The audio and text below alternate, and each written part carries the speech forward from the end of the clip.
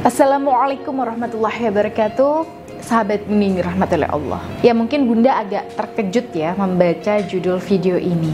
Diselingkuhi suami kok nggak perlu berdoa? Ya bukannya selama ini Bunda Ayu nih selalu menyarankan klien-kliennya untuk berdoa dan bermunajat kepada Allah. Nah pasti Bunda penasaran kan? Nah dua-duanya itu memang benar Bun. Tapi ya kali ini saya ingin berbagi mengapa terkadang kita itu tidak perlu mendoakan suami agar sadar dari perselingkuhannya. Lantas ikhtiar apa yang sebaiknya dilakukan sebagai gantinya?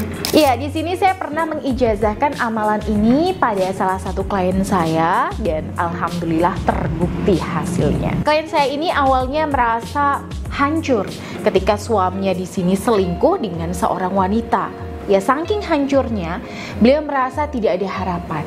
Dan seperti yang Bunda juga lakukan, beliau menemukan dan menyimak salah satu video YouTube saya dan kemudian berinisiatif untuk ikut bimbingan saya. Nah, waktu itu saya bekali beliau dengan tasbih Karomah Ar-Rahman untuk digunakan berzikir. Beliau sempat meminta amalan doa dari saya untuk menyadarkan suaminya yang selingkuh.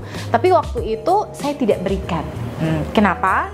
Ya karena dari aura klien saya tadi, saya melihat potensi spiritual yang besar dalam diri beliau. Beliau ini orangnya tuh nggak macem-macem Bun, nggak rewel, nggak banyak protes, dan selalu terbuka terhadap masukan. Dan saya melihat dari auranya, beliau ini adalah orang yang patuh dan tegak lurus mengikuti aturan. Ya karena itu saya sengaja tidak memberikan doa khusus untuk beliau, tapi saya berikan beliau beberapa amalan ibadah untuk beliau bisa istiqomahkan. Salah satunya tentunya termasuk berzikir dengan tasbih Karomah Ar-Rahman. Jadi beberapa ibadah ini yang pertama yaitu mendisiplinkan sholat di awal waktu.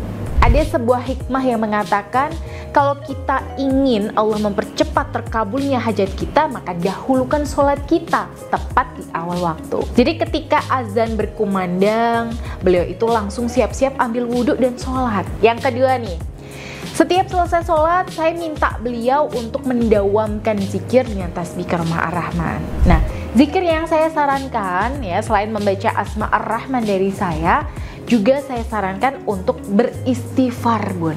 Minimal 20 kali setiap selesai sholat dan membaca zikirnya Nabi Yunus.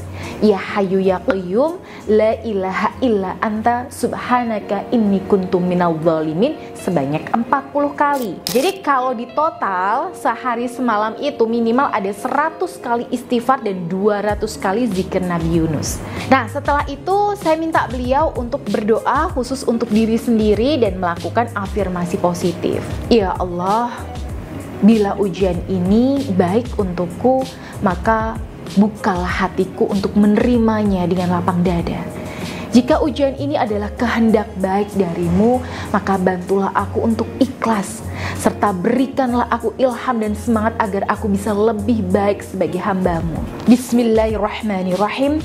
Allahumma arinal haqqo haqqo warzuqna ittiba'ah wa arinal batila batila warzuqna ijtinabah. Nah, dengan berbekal amalan ini, saya meminta beliau untuk istiqomah memperlakukan suaminya seperti biasanya. Ya, waktunya melayani ya melayani, waktunya ngobrol ya ngobrol seperti biasa. Waktunya untuk ngurus anak ya ngurus anak. Pokoknya lakukan aja seolah itu nggak terjadi apa-apa. Dan fokus aja sama program tirakat atau riyadhah yang beliau jalankan tadi. Nah, beliau menjalani riyadhah ini kurang lebih 3 minggu dengan bimbingan saya. Dan setiap hari saya juga bantu kirim doa untuk beliau dan rumah tangganya seperti halnya yang saya lakukan ke klien-klien saya yang lainnya. Dan alhamdulillah Bun, dalam hitungan 3 minggu itu suami beliau mulai lembut, mulai sabar, mulai kembali mesra dan lebih penyayang. Nah sebenarnya saya sudah mengukur dan menduga bahwa suaminya itu akan menunjukkan perubahan positif itu.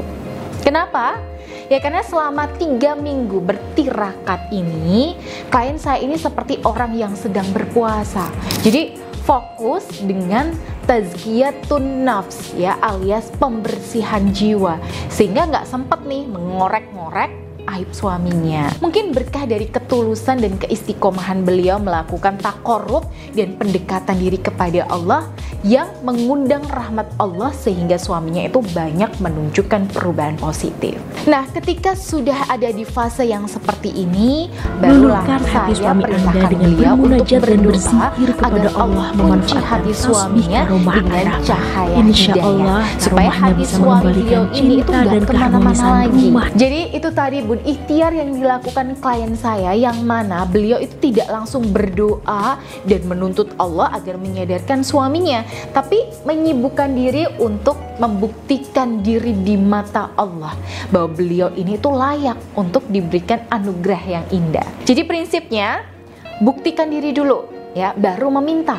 Bukan terus meminta tapi nggak ada actionnya. Dan kalau mau jujur, Allah itu pasti lebih senang dengan hamba yang seperti ini. Sepi dalam meminta tapi ramai dalam pembuktian. Begitu ya Bunda. Jadi buat para sahabat Bunda yang sedang ada di fase seperti klien saya tadi, jangan patah semangat. Selama kita menghadapinya dengan tawakal, dengan cara bersikap yang tepat, maka insya Allah pasti Allah akan bukakan jalannya. Baik, jika Bunda merasa ingin atau butuh dibimbing seperti klien saya tadi, bisa langsung saja mendaftar melalui Mbak Dinda di nomor yang tertera di sini.